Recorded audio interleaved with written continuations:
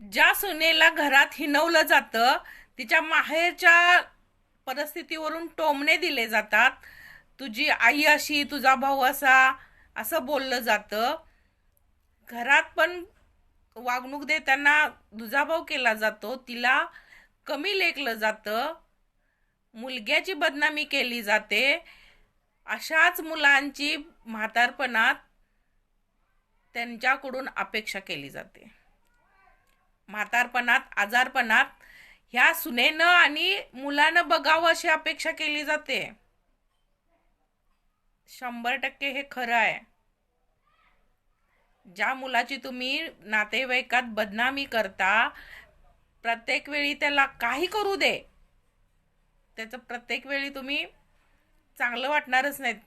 प्रत्येक चुकाच काढणार तुम्ही त्याचीच म्हातारपणात तुम्ही अपेक्षा ठेवता.